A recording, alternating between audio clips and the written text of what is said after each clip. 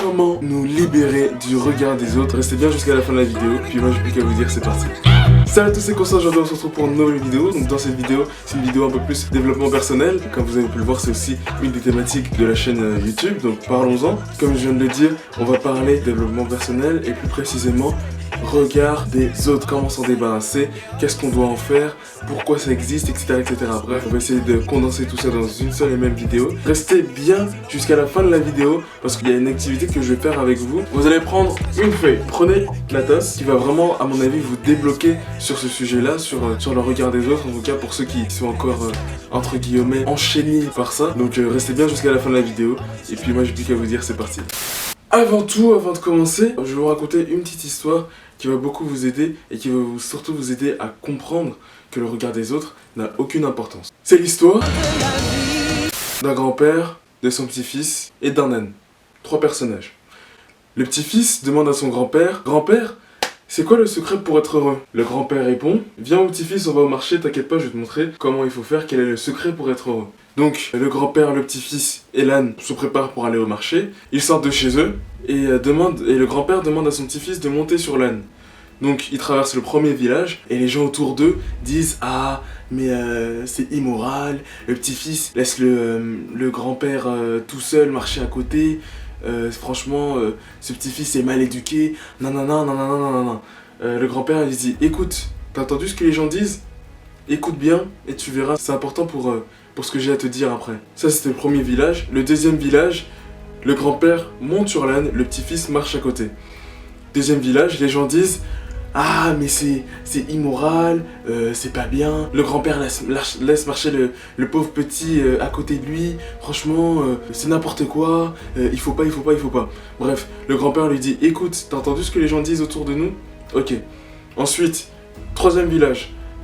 Les deux montent sur l'âne, les gens autour disent: Ah mais c'est n'importe quoi, pourquoi les deux montent sur l'âne? Ils vont les souffler, c'est contre les animaux, c'est anti-éthique, c'est pas moral, c'est pas bien, faut pas faire comme ça. Bref, le grand-père demande à son fils d'écouter tout ce qui se dit autour, et ils arrivent dans le quatrième village. Le quatrième village, personne monte sur l'âne.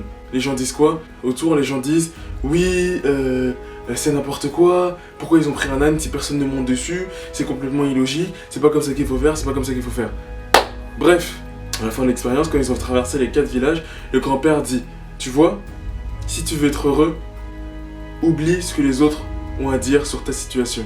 Oublie le regard des autres. Oublie le regard des autres. Parce que les autres, peu importe ce que tu fais, peu importe ce que tu feras, peu importe ce que tu as fait, les autres auront toujours un truc à dire. Et diront toujours quelque chose, et diront surtout que c'est pas comme ça qu'il fallait faire, c'est comme moi j'ai dit qu'il fallait faire. Donc, je trouve que cette histoire est vraiment bien parce qu'elle illustre vraiment la situation de nos jours par rapport au confinement, à la crise sanitaire, etc. Par rapport aux écoles. Le gouvernement a dit c'est sur la base du volontariat. Tout de suite les gens ils ont dit: ouais, le gouvernement doit prendre ses responsabilités, il laisse la responsabilité aux parents, c'est n'importe quoi, le gouvernement doit prendre ses responsabilités. D'accord, mais si on aurait dit: ok, retour à l'école obligatoire pour les enfants ils auraient dit quoi? Non, les parents ils auraient dit quoi? Ils auraient dit: oui, c'est n'importe quoi, on veut tuer nos enfants, on veut tuer la population, le gouvernement pense qu'à l'argent, l'économie, je sais pas quoi. Et si le gouvernement avait obligé à pas mettre leurs enfants à l'école et aurait fermé les écoles, l'économie serait par terre et les gens auraient dit: oui mais le gouvernement veut tuer l'économie, je sais pas quoi. Donc peu importe ce que tu fais, là c'est l'exemple du gouvernement, mais peu importe ce que tu fais, c'est la même chose dans ta vie en fait. Peu importe ce que tu fais, les autres auront toujours quelque chose à dire et c'est pour ça qu'il faut s'en foutre du regard des autres. Parce que personne n'est à ta place et surtout personne ne connaît mieux ta situation, la situation que tu vis que toi-même en fait. Personne ne le saura jamais et personne ne le sait mieux que toi. Donc au bout d'un moment, il faut se faire confiance parce que oui, tu vis avec toi-même, tu te fais confiance et tu t'en fous du regard des autres. Tout simplement. C'est ça aussi, pour s'en foutre un minimum du regard des autres, il faut se faire confiance. C'est-à-dire qu'il y a toi et il y a toi. Vous êtes deux dans l'histoire. Il faut que tu te fasses confiance. Sinon, vous pouvez pas fonctionner. Comme je le dis souvent, il n'y a rien sans confiance. S'il n'y a pas de lien de confiance, que ce soit entre toi et toi, entre toi et Dieu, entre toi et un pote, entre toi et tes parents, entre toi et ton professeur, s'il n'y a pas de lien de confiance, il n'y a rien du tout, en fait. Il n'y a rien du tout, on peut rien construire du tout. Comment tu te fais confiance? Je pense que tu es avec toi depuis un petit bout de temps quand même. Pour ceux qui regardent cette vidéo, peut-être 13 ans, 14 ans, 15 ans, 20 ans, 40 ans, je sais pas moi, 50 ans. Tous ceux qui regardent cette vidéo, tu vis avec toi-même depuis un petit bout de temps. Donc si tu te serais pas fait un minimum confiance, tu serais morte en fait.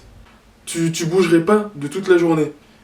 Heureusement, tu te fais un minimum confiance, c'est-à-dire que tu as confiance en tes jambes pour marcher, tu as confiance en tes yeux pour voir, tu as confiance en ton cerveau pour réfléchir, tu as confiance en tes bras pour porter des trucs et pour amener les choses à ta bouche, tu as confiance en ton ventre pour te dire quand est-ce qu'il faut que tu manges pour pas que tu meurs.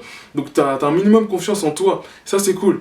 Mais au bout d'un moment, il faut faire la même chose avec le regard des autres, c'est-à-dire qu'il faut avoir suffisamment confiance, il faut se dire, puisque je me fais confiance sur ce point-là, alors puisque je fais confiance à mes jambes pour marcher, puisque je fais confiance à mon coiffeur pour me couper les cheveux, puisque je fais confiance à mes bras pour courir ou je sais pas pour faire des pompes, alors je me fais confiance pour prendre les bonnes décisions sans que le regard des autres intervienne dans ma décision. Parce que imagine tu fais quelque chose pour les autres, qu'est-ce qui va se passer? Les autres ils vont dire ah mais non, fallait pas faire ça pour moi, franchement, c'est toi, c'est ton corps, tu fais ce que tu veux. Tu fais ce que tu veux! Alors, donc je vois venir, si vous allez me dire, Constant, si le regard des autres est si mauvais pour nous, alors pourquoi est-ce qu'on en prend conscience? Pourquoi est-ce qu'on en a conscience?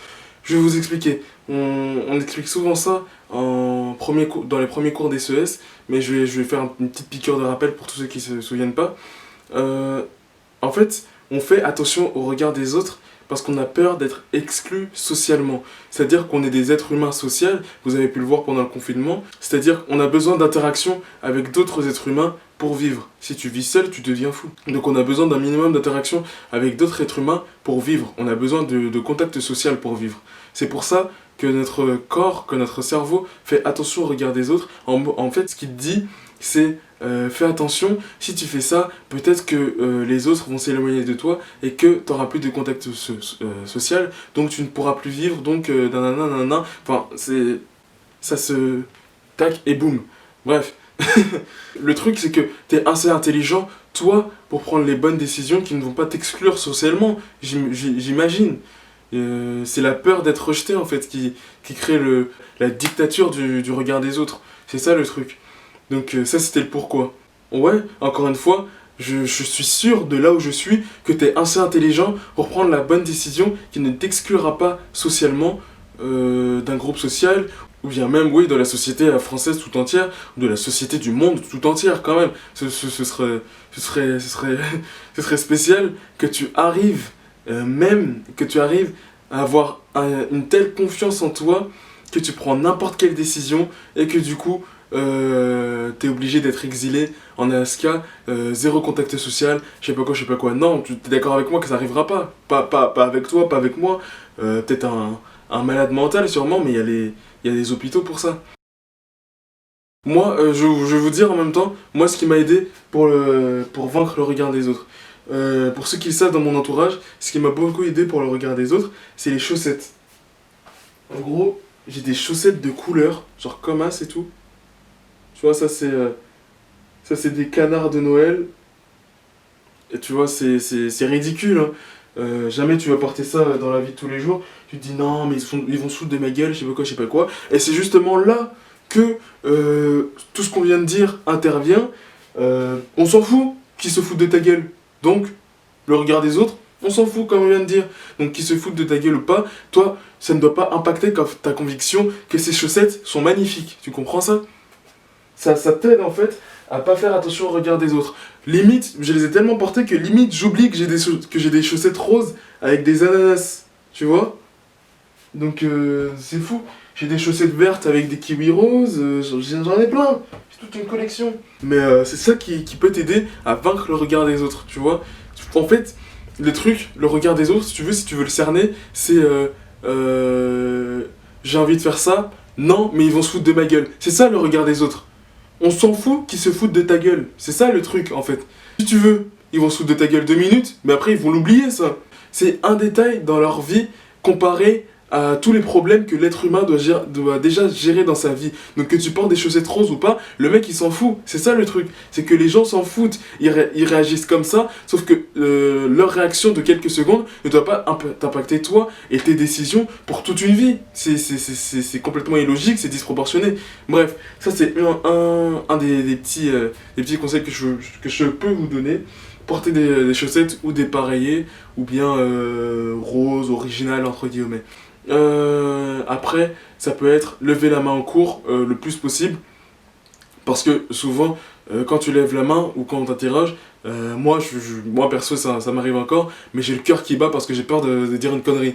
Et encore une fois, t'as peur de dire une connerie, mais c'est la peur du regard des autres. Parce que t'as peur de dire une connerie, ça veut dire que t'as peur que les autres se foutent encore de ta gueule. Sauf que on s'en fout qu'ils se foutent de ta gueule, puisque c'est quelques secondes de leur vie qui se foutent de ta gueule. Tu vois, ça doit pas t'impacter pour toute ta vie. Tu vois, ça doit pas t'impacter de participer en classe. Ça doit pas impacter le fait que tu dois participer en classe. Ça va pas impacter le fait que tu vas véhiculer une bonne image auprès du prof. Ça va pas impacter le fait que tu te renfermes sur toi-même, en fait. Ça, c'est 2 tips que je peux te donner qui peuvent t'aider à vaincre le regard des autres. Mais tous les trucs que tu veux faire et tu te dis non, ils vont se foutre de ma gueule, c'est le truc par définition qu'il faut faire si tu veux te débarrasser du regard des autres. Donc voilà. Ensuite, donc le dernier point que je vais aborder dans cette vidéo, c'est la surprise entre guillemets, le truc qui va vous aider à vaincre le regard des autres. Donc faites l'activité avec moi. Vous allez prendre une feuille. Ok, une feuille blanche. Toute blanche. Vous prenez un stylo. Je pense que vous voyez ce que je vais faire. Vous écrivez sur cette feuille avec ce stylo, ou n'importe quel stylo, le regard des autres. Vous savez que c'est parce que j'avais peur qu'on se foute de ma gueule ou que je fasse une faute d'orthographe qu'à un moment, j'envoyais plus de mails, je répondais plus à mes mails. Vous voyez, donc ça peut vraiment aller loin. Donc ça peut aller encore plus loin, ça peut aller jusqu'au suicide. Tu te dis parce que les autres m'aiment pas, alors ça sert à rien que je m'aime. Tu vois, c'est complètement con. Mais se débarrasser du regard des autres, ça participe énormément à développer sa confiance en soi et à être heureux, tout simplement. Bref, le regard des autres. Vous prenez cette feuille. Est-ce que vous voyez bien? Et ce que vous faites, alors, vous n'allez pas le brûler parce que j'ai pas envie d'être responsable du fait que vous foutiez le feu chez vous. Donc, ok, vous ouvrez votre fenêtre. Bon, c'est pas très rangé le placard. Vous ouvrez votre fenêtre et vous lui dites au revoir, ok? On le fait ensemble, ok? 1, 2, 3. C'est bon. Pourquoi est-ce que je le brûle pas? J'aurais pu le brûler. Ça aurait pas pollué la planète. Vous êtes d'accord? J'aurais pu le brûler. Pourquoi est-ce que je l'ai pas brûlé? Parce que le regard des autres existera toujours. Sauf qu'il n'existera plus dans ta vie, dans cette maison si tu veux, si ça représente ta vie, il n'existera plus dans ta vie puisque tu as décidé de le chasser de ta vie. Il existera toujours si tu décides d'aller le récupérer. Là, si je décide d'aller récupérer le regard des autres et de me mettre tout simplement un problème en plus, c'est mon choix. Il existe toujours, tu ne pourras jamais le supprimer à 100%. Mais c'est ta considération du regard des autres qu'il faut que tu élimines.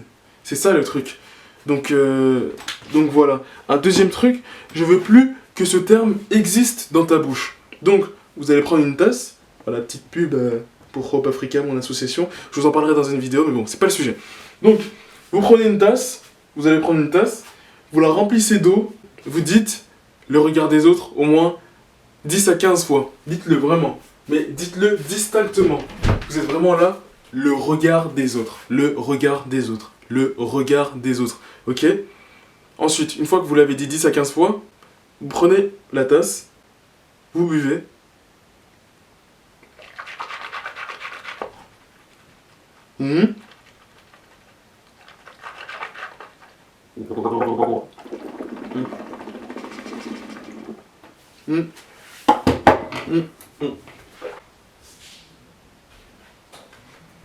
Et vous allez cracher. Je veux plus jamais entendre ce terme dans ta bouche de toute ma vie. Tu comprends ça? Merci. Il n'existe plus. Il n'existe plus. C'est simple, il n'existe plus. Carmen, je faisais une vidéo, sauf que j'ai oublié de quoi je parlais. Mais... Confiance en... Non, le regard des Ouais. autres. Attends, vas-y-le.